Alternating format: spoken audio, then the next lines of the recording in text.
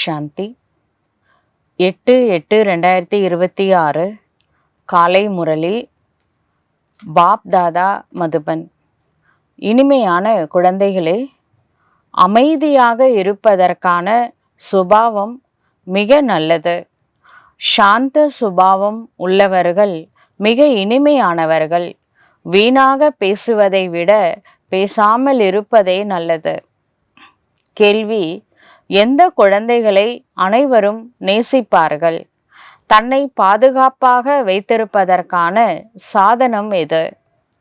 பதில்: யார் அனைவருக்கும் ஆர்வத்துடனும் அன்போடும் சேவை செய்கின்றார்களோ அவர்களை அனைவரும் நேசிப்பார்கள்.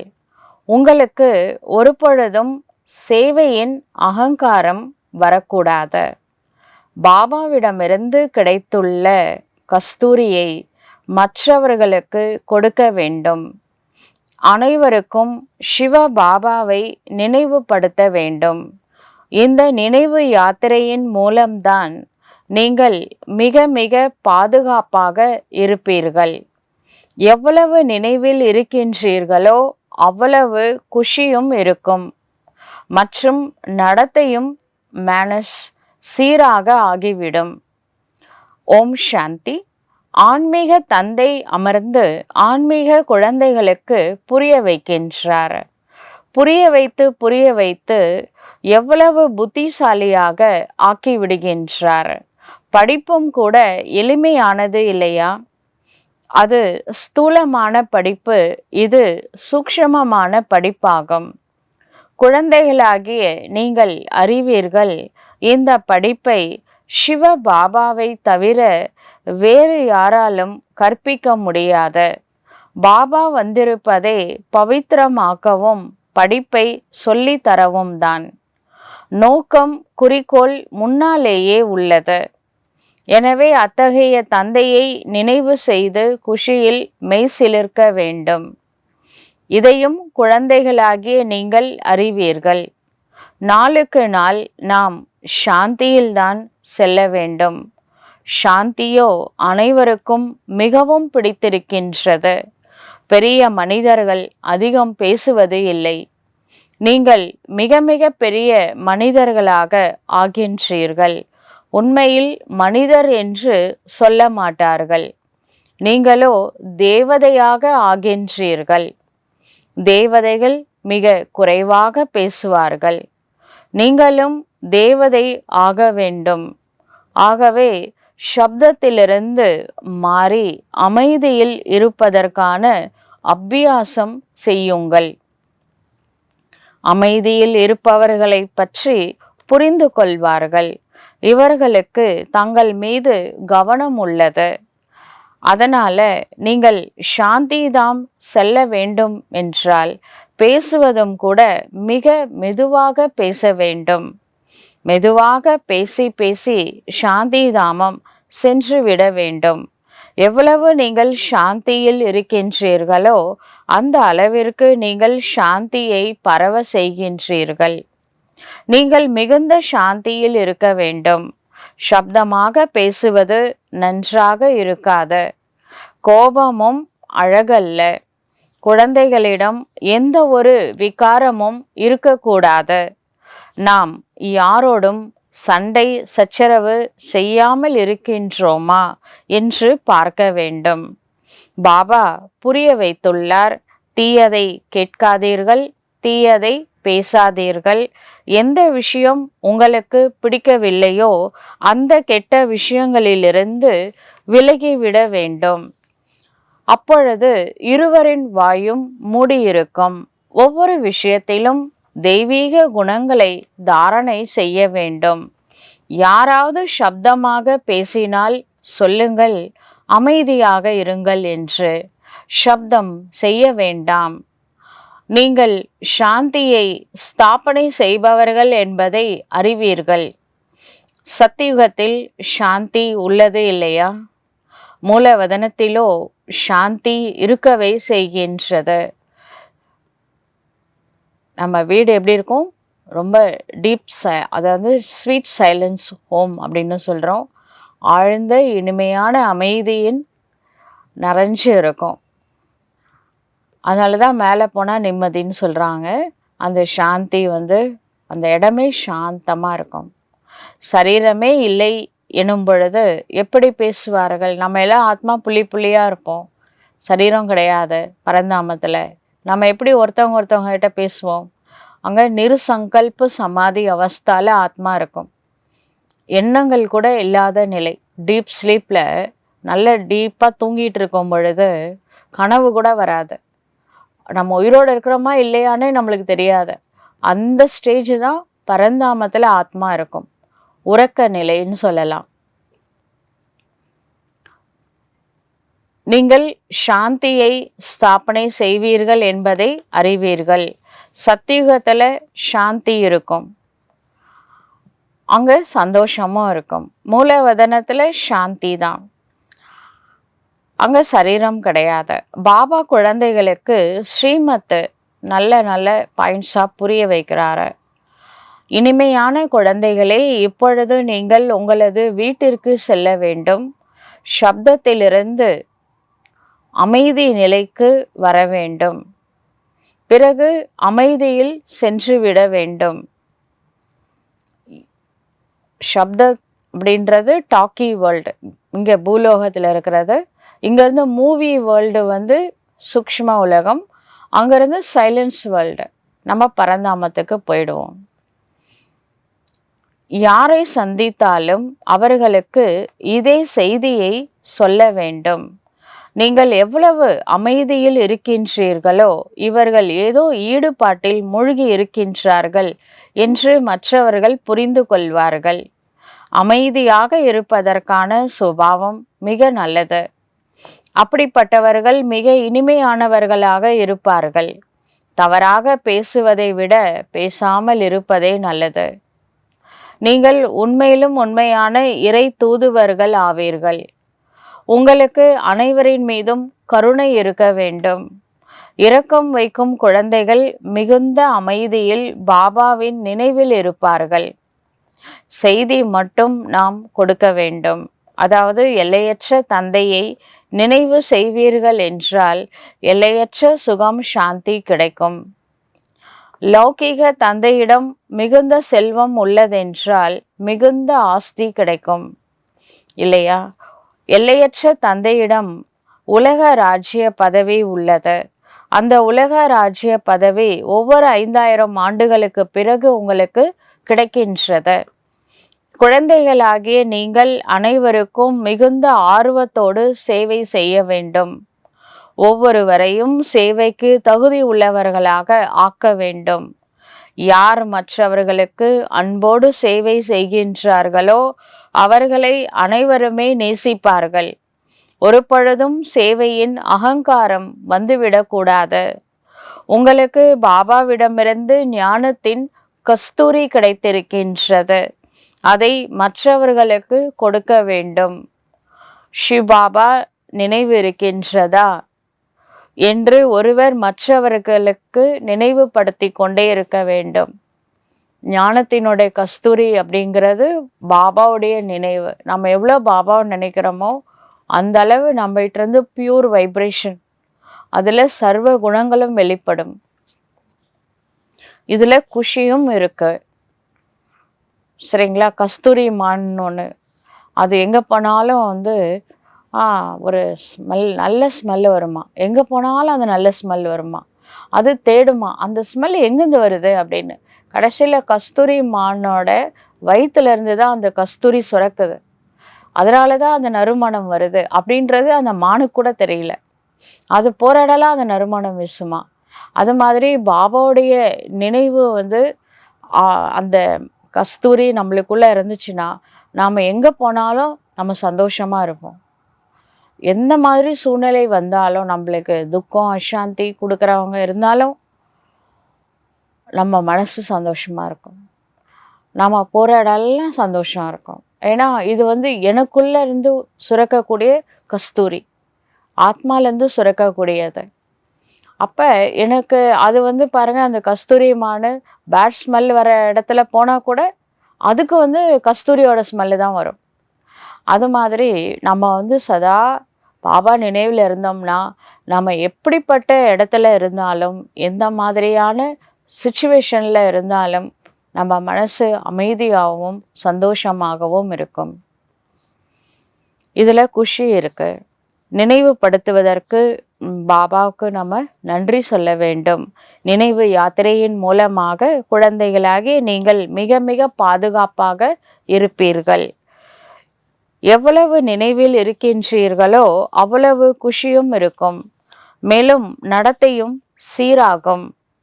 நீங்கள் உங்களது நடத்தையை சீர்திருத்த வேண்டும். இது மிக மிக அவசியமாகும்.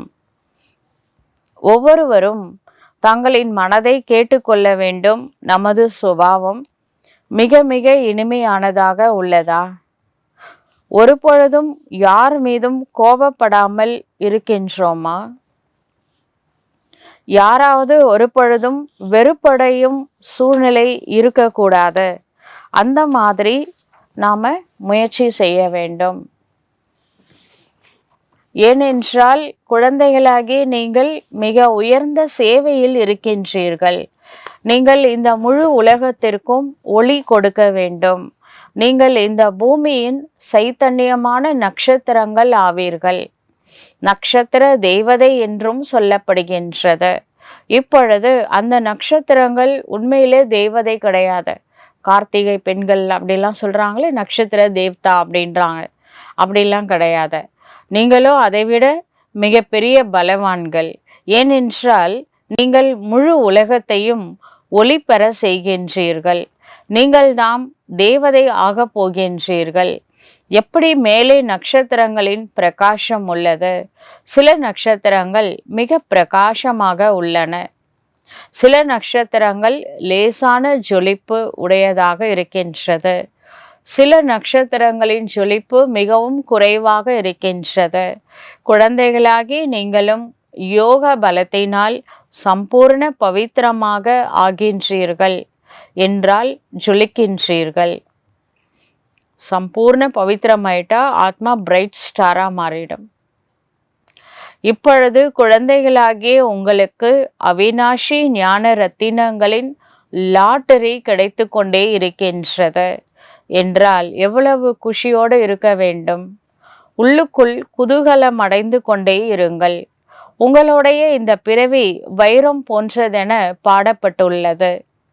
பிராமணர்களாகிய நீங்கள்தாம் ஞானம் நிறைந்தவர்களாக இருக்கின்றீர்கள்.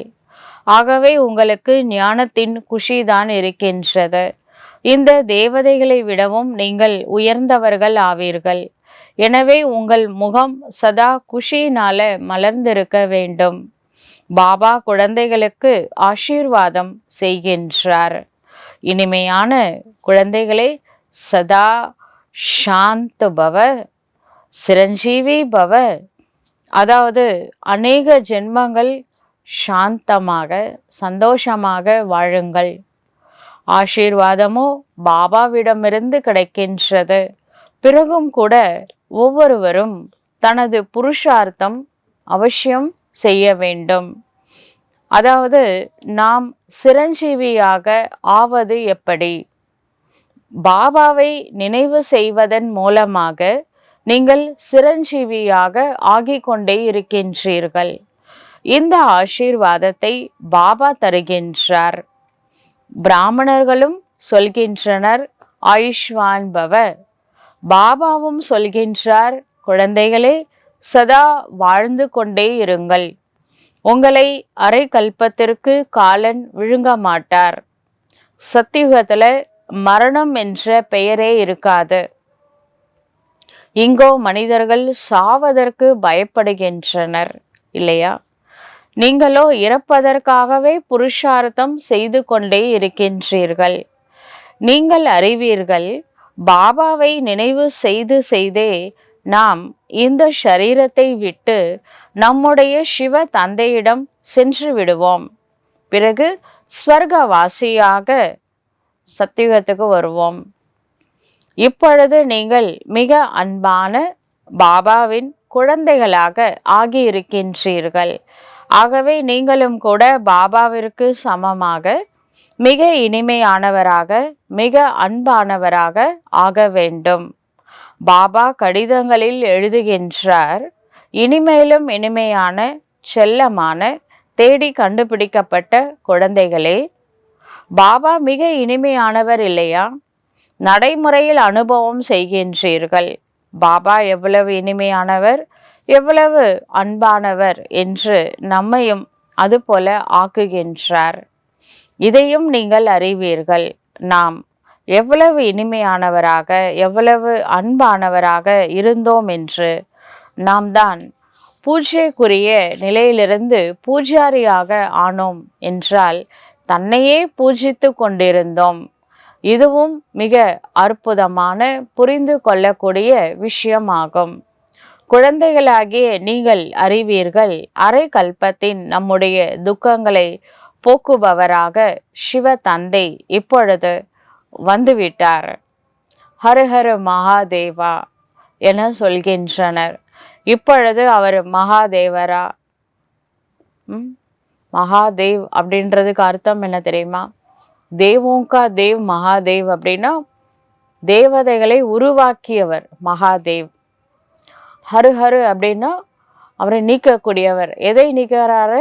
துக்கத்தை நீக்கி சுகத்தை கொடுக்கிறாரு. துக்க ஹர்த்தா சுக்கு கர்த்தா அப்படின்னு சொல்றோம்.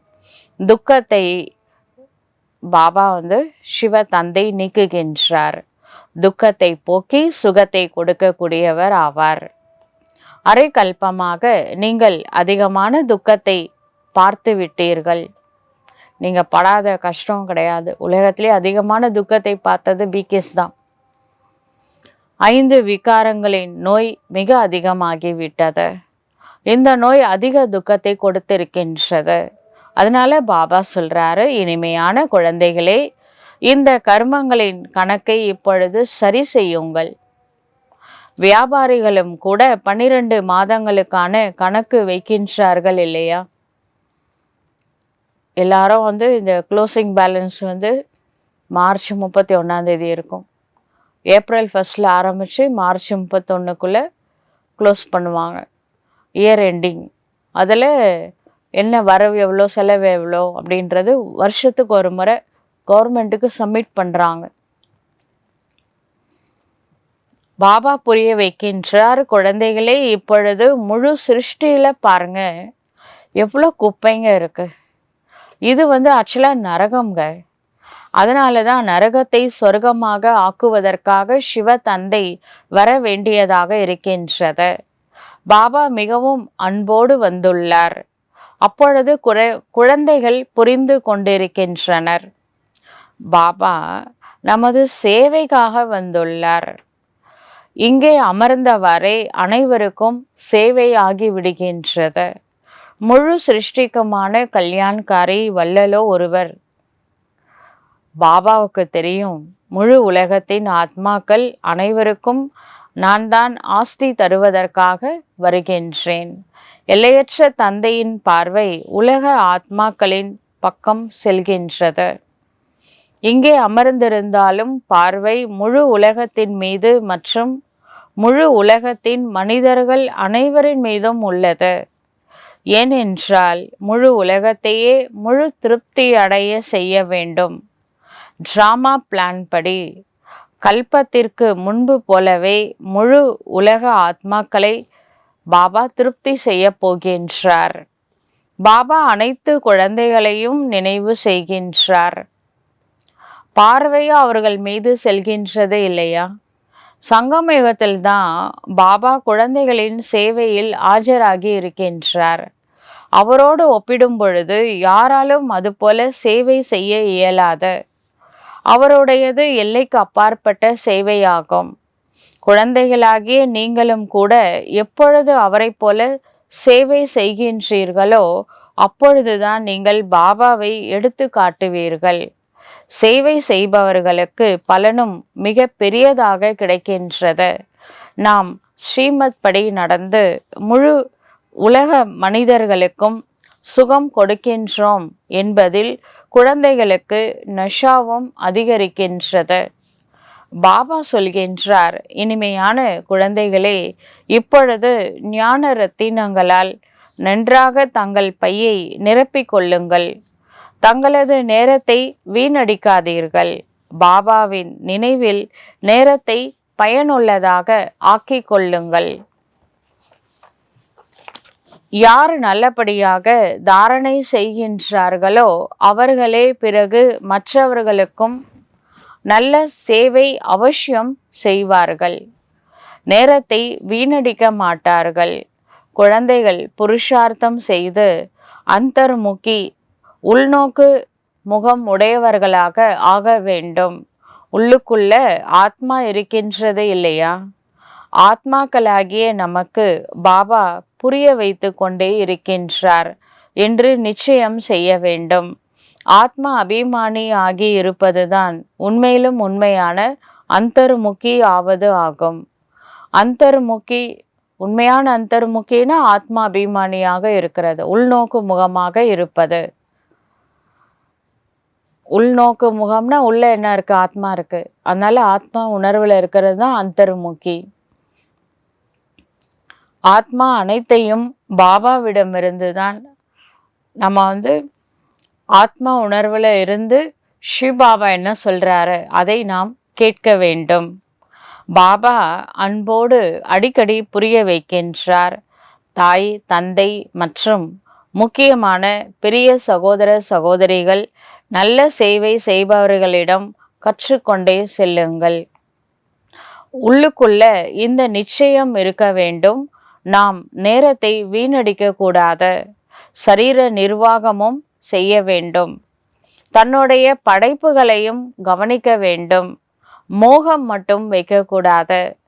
மோகம் வைப்பதால் நஷ்டம் ஏற்பட்டுவிடும். ஒரு பாபாவிடம் பற்று வைங்க. இங்கே நீங்கள் பாபாவின் முன்னிலையில் இருக்கின்றீர்கள்.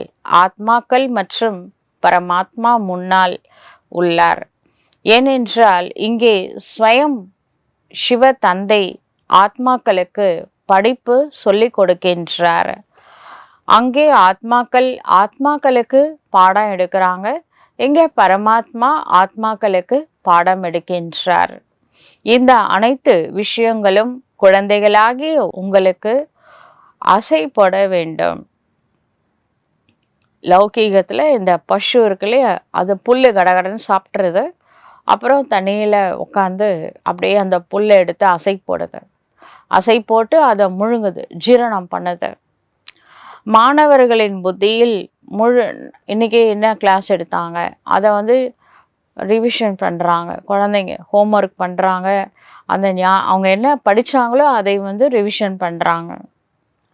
உங்களுடைய புத்தியில் கூட இந்த படிப்பு இருக்கு இல்லையா? இன்னைக்கு பாபா என்ன சொன்னார் நினச்சி பாருங்க, அசை போடுங்க. இது ஆன்மீக படிப்பாகும். நல்ல மாணவர்கள் எப்பொழுதும் தனிமையில் சென்று படிப்பார்கள்.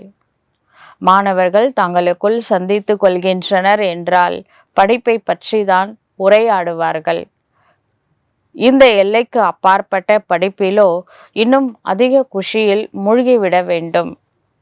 குழந்தைகளாகிய நீங்கள் இப்பொழுது சிவ தந்தையின் உதவியாளர் ஆவீர்கள். நினைவில் இருப்பதுதான் உதவி செய்வது ஆகும்.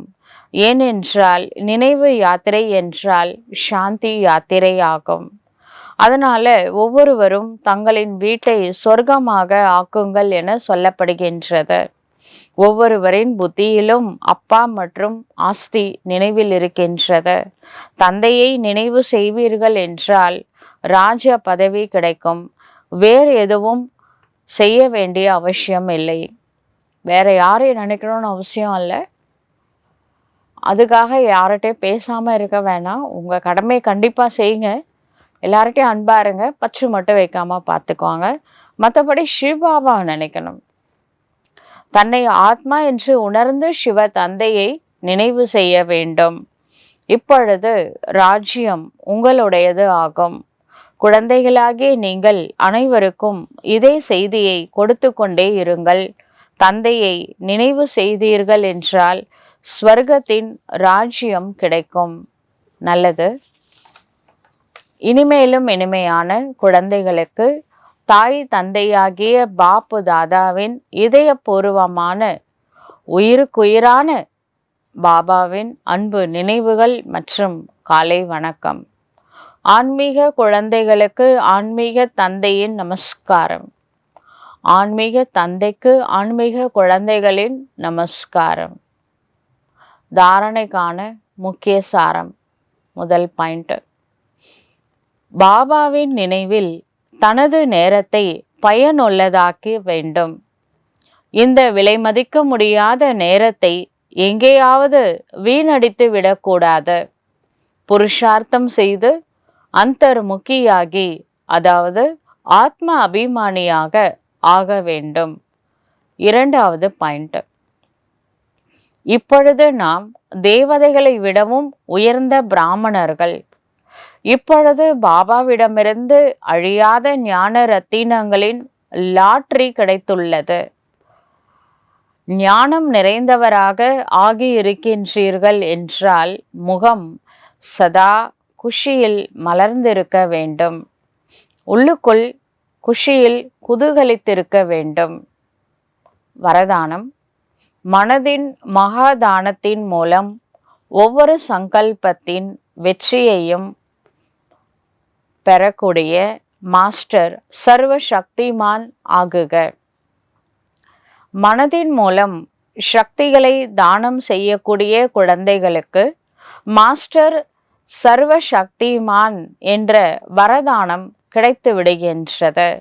ஏனெனில் மனதின் மூலம் சக்திகளை தானம் செய்வதால் சங்கல்பத்தில் அவ்வளவு சக்தி சேமிக்கப்பட்டு ஒவ்வொரு சங்கல்பத்திலும் வெற்றியும் கிடைக்கின்றது. அவர்கள் தங்கள் சங்கல்பங்களை எங்கே விரும்புகின்றார்களோ அங்கே ஒரு நொடியில் நிலைநிறுத்த முடியும். சங்கல்பங்கள், அதாவது எண்ணங்கள், அவர்களின் கட்டுப்பாட்டிற்குள் இருக்கும்.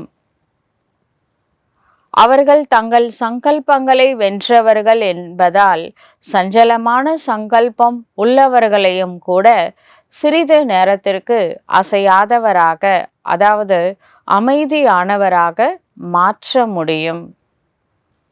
ஸ்லோகன்: நிரந்தரமாக ஒரே தந்தையின் துணையில் இருங்கள். அப்பொழுது தீய சகவாசத்தின் சங்கதோஷத்தின் பாதிப்பிலிருந்து தப்பித்து கொள்வீர்கள். நிரந்தரமா ஒரு சிவபாபா கூடவே இருந்தா நம்மளுக்கு வேற ஒரு துணை தேவையில்லை. இறைவனே துணைவனாக இருக்கிறாரு. நற்றுணையாவது நமச்சிவாயமே அப்படின்னு பக்தியில சொல்றோம். அது பாட்டு பாடுறதோட நிறுத்திக்கிறாங்க. ஆனா நாம சர்வ சம்பந்தமும் சிவ தந்தையிடம் வைக்கிறோம். பாபா நம்மளுக்கு நண்பனாகவும் இருக்கிறாரு, துணைவனாகவும் இருக்கிறாரு. அப்ப நாம அந்த மற்ற வெளியில இருக்கக்கூடிய எந்த விதமான ஒரு என்ன சொல்லலாம், சங்கு தோஷம், மற்ற தீய சகவாசத்திலிருந்து நம்ம விடுபட்டு இருக்கலாம். நம்மளுக்கு எல்லாம் சர்வ உலகமே பாபா தான். அதனால சர்வ சம்பந்தம் பாபாட்ட, சர்வ பிராப்தியும் பாபாட்ட இருந்து கிடைக்குது. அப்போ தீய சகவாசத்திலிருந்து நாம் ஆட்டோமேட்டிக்காக விலகி இருப்போம். இறைவனின் துணை நம்மளை முழுமையான பாதுகாப்பு கொடுக்கும். நல்லது. ஓம் சாந்தி.